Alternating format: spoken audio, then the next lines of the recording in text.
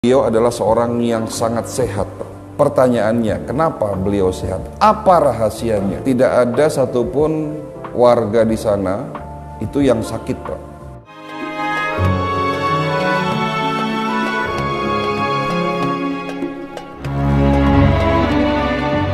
Saya memberikan apresiasi luar biasa kepada Bapak Ibu yang masih menyempatkan meluangkan waktunya untuk belajar. Ya. Pertanyaannya begini, apakah bapak-bapak, ibu-ibu yang hadir di sini semuanya sehat? Ada yang ragu-ragu sepertinya. Bapak kena Parkinson. Ya. Pertanyaannya, sehat atau tidak sakit? Jadi seseorang yang terkena penyakit kanker stadium 1, stadium 2, bahkan stadium 3 itu pasti dinyatakan tidak sehat. Tetapi pertanyaannya, apakah orang yang sakit kanker itu selalu merasakan sakit? Apakah orang yang sakit kanker tidak bisa beraktivitas dengan normal? Karena banyak yang mengatakan kepada saya, "Dok, saya sehat karena saya bisa berjamaah, sholat berjamaah. Saya sehat karena saya bisa beraktivitas normal. Dok, saya sehat karena saya bisa melakukan apapun yang saya mau." Tapi pertanyaannya, apakah penyakit yang ada dalam tubuh kita itu selalu membuat tubuh kita menjadi sakit? Belum tentu. Oleh karena itu WHO mengatakan 70% penduduk dunia dalam kondisi tidak sakit namun juga tidak sehat. Ya, 70% Pak. Tidak sakit namun juga tidak sehat. Yang dinyatakan benar-benar sehat itu hanya 15%. Siapa mereka yang dinyatakan sehat oleh WHO? Ini sehat bukan hanya secara fisik, tapi kalau sehat dilihat dari ilmu kedokteran holistik, ya, sehat itu keseimbangan antara body, mind, and soul, fisik, pikiran, dan roh jiwa. Itu harus sehat semuanya. Ya, secara fisik kesehatan itu harus dibuktikan dengan medical check up. Jadi itu secara fisik. Ya, oleh karena itu banyak orang yang tidak merasakan sakit, tetapi ternyata sesungguhnya sudah mulai banyak penyakit dalam tubuhnya. Oke. Jadi itu. Kenapa penyakit kronis sulit disembuhkan? Materinya pertanyaan pasti, temanya pertanyaan pasti materi jawaban. Bukan satu tapi 3, Pak, jawabnya. Yang pertama, karena gaya hidup yang salah. Nah, kalau bicara penyakit kronis, itu tidak lepas dari kebiasaan hidup kita. Nah, kebiasaan hidup kita sebagai muslim seharusnya bercermin, mencontoh, ya. Jadi kita melihat contoh dari apa yang sudah dikerjakan oleh Nabi Muhammad SAW. Banyak kisah yang menceritakan bahwa beliau adalah seorang yang sangat sehat. Salah satu kisahnya ini terjadi di saat Nabi sedang perang. Jadi Nabi ini adalah manusia yang sehat, dibuktikan sakitnya beliau ini hanya 2 kali seumur hidupnya. Pertama di saat perang, di salah satu perang, beliau sedang beristirahat di salah satu tenda, datanglah seorang wanita Yahudi. Ini ceritanya begitu. Nah, seorang wanita Yahudi ini memberikan sepotong daging yang ternyata daging tersebut sudah diberikan racun. Nah, pada saat itu Nabi sempat memakan daging tersebut, tetapi dimuntahkan, tapi ada sedikit racun yang sudah terlanjur masuk. Pada akhirnya karena kekuatan racun itu yang begitu dahsyat, Nabi sempat sakit. Jadi artinya sakitnya Nabi Muhammad, ya, itu karena ketidaksengajaan, bukan karena kesalahan. Sakitnya Nabi yang kedua di saat beliau wafat. Pertanyaannya, kenapa beliau sehat? Apa rahasianya? Nah, rahasia inilah yang diteliti oleh orang Barat. Bahkan waktu zaman Nabi, di saat Nabi masih ada, ya,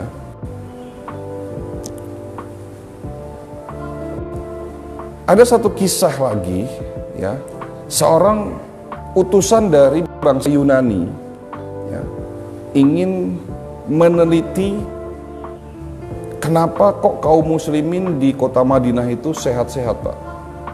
Jadi diutuslah seorang dokter, kalau hari ini namanya dokter atau disebut sebagai tabib, diutus ke kota Madinah. Dia mencari tahu apa rahasianya.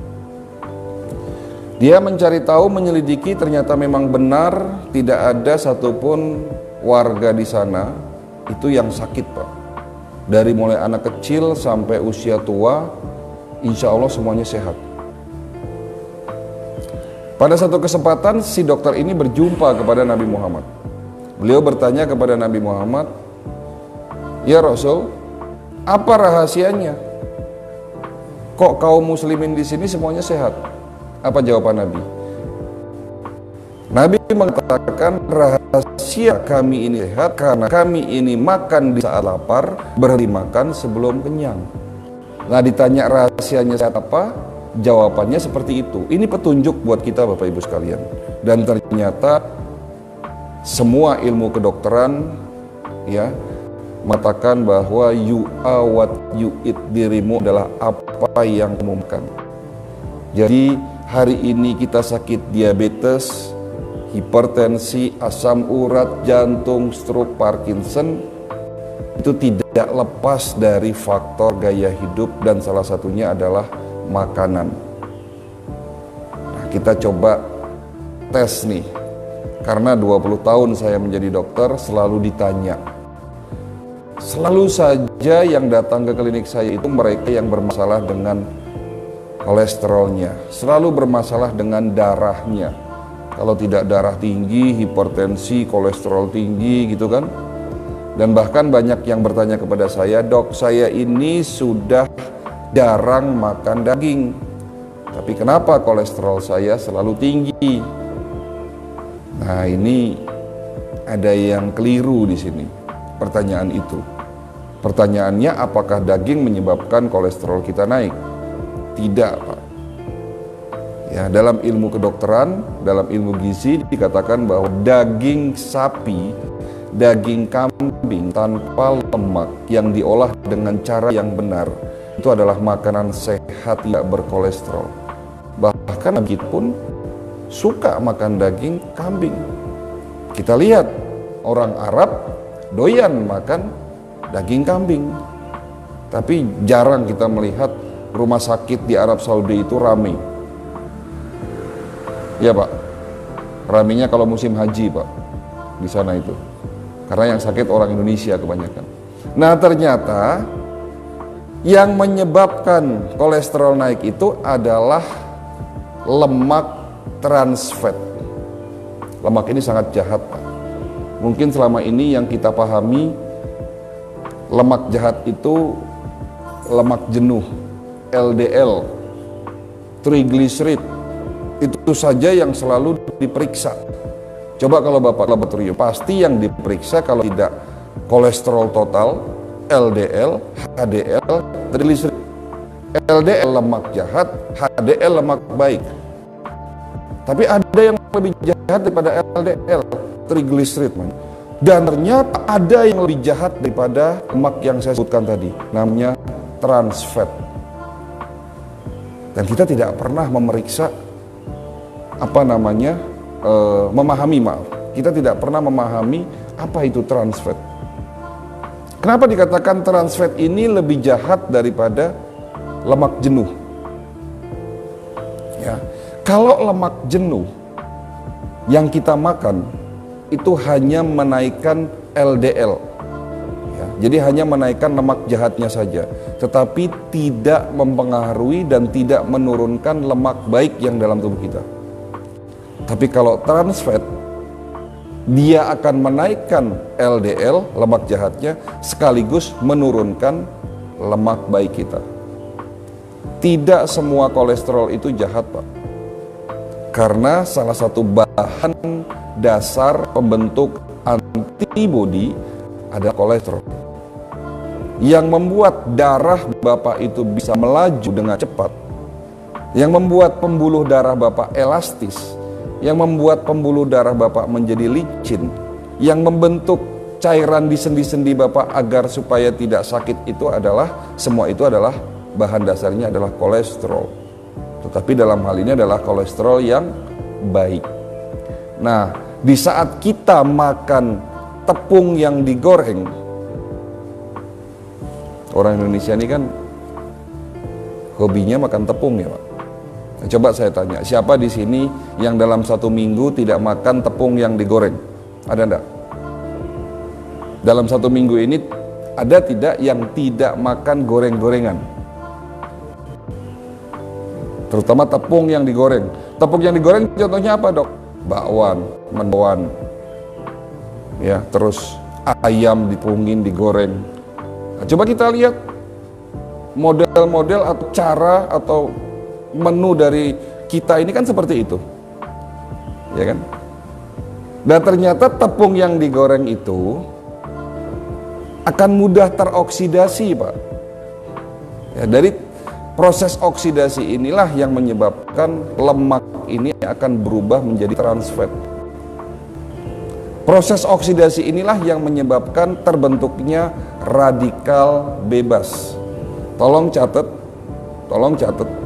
bahwa penyebab rusaknya sel tubuh kita akibat radikal bebas. Ini poinnya. Jadi cluenya di sini Pak. Ya, tolong diperhatikan. Tubuh kita ini dibentuk oleh bagian terkecilnya adalah sel. Bisa dipahami? Jadi bagian terkecil tubuh kita adalah sel. Jadi kalau ingin buat tubuh kita kuat dan sehat, ya buatlah sel tubuh kita sehat dan kuat. Cuman gara-gara gaya hidup kita yang salah, makan kita yang keliru, terjadinya proses oksidasi yang berlebihan. Proses oksidasi ini akan membuat radikal bebas terbentuk lebih banyak, dan radikal bebas inilah yang merusak sel-sel tubuh kita. Jadi kalau ditanya apa penyebab penyakit Parkinson, kerusakan saraf di otak yang disebabkan karena radikal bebas. Kalau ditanya apa penyebab hipertensi, rusaknya pembuluh darah yang menyebabkan pembuluh darah ini menjadi kaku, aterosklerosis, pembuluh darah ini dirusak oleh radikal bebas. Apa penyebab diabetes? Radikal bebas yang merusak sel di pankreas. Jadi sekali lagi, itu adalah petunjuk. Jadi kalau ditanya apa penyebab diabetes, radikal bebas. Pesan saya terakhir, tolong siarkan ini minimal ke keluarga. Ya, kalau Bapak ingin mendapatkan informasi lebih banyak mengenai tema-tema yang lebih spesifik, jangan lupa nanti di rumah buka YouTube. Di situ juga banyak tema kesehatan yang disampaikan dengan cara menarik.